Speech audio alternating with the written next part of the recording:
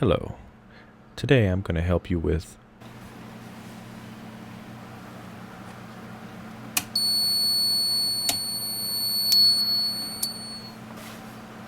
that annoying little problem right there. This is the Koolance TMS-200. First we're going to have to take this board off of the 5 1/4 drive bay adapter plate so that we can get this puppy fixed up. So remove these 4 screws.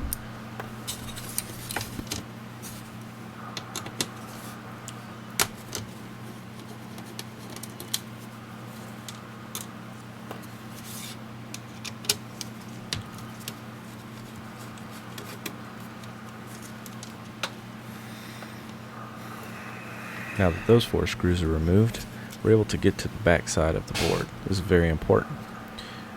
This solder joint here and this solder joint here. These are the 2 solder joints we want to focus on. These 2 attach to the little beeper thingy on the other side, which is located right here. We want to get that off. How are we going to do that? Well, we're going to use a really hot soldering iron. That's how we're going to do it. So what you want to do is heat up your soldering iron, get it to a nice good temperature. You want to be very careful, and you want to start heating up those 2 joints, one at a time obviously, right on top of the pin. Be very careful not to slip up and do like I almost did and mess up my board. So as you heat it up slowly, the solder will begin to melt. When it does, just put some pressure on the tip of the soldering iron onto the tip of the little joint, and the little barb will push straight through the board and the solder will remain in this place. It takes a little practice, but once you get your soldering iron hot enough, it should go right through pretty easy. This first one here I had a little bit of a time with. My propane ran out, so I was kind of trying to go here from cold, but as you can see, once it gets warmed up it goes through, and the second one like literally only took a couple of seconds.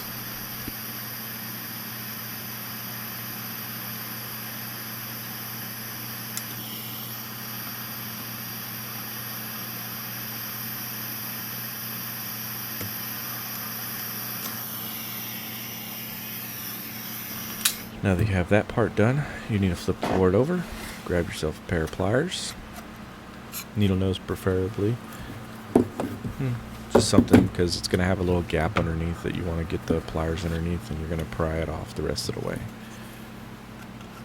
Here you can see there was a gap, so I just pry that puppy right off.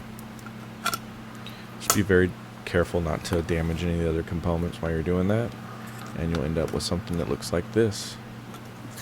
On the back side, it's going to look something like this. And then we can fire this bad boy up.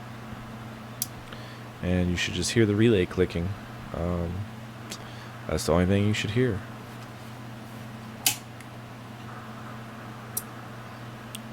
So I'm going to run some tests on it, make sure all the fan headers work and the pump header, and you can see it works perfectly fine, no beeping.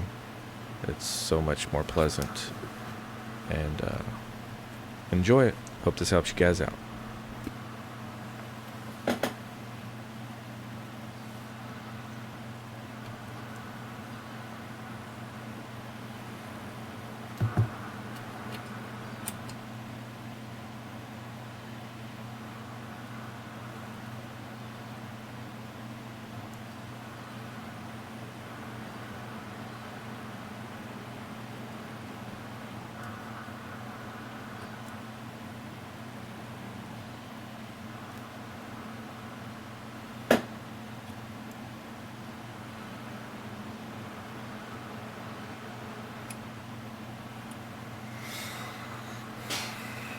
I guess I could show how when you turn it off, the fan stops. So you see that it's working with no beeping.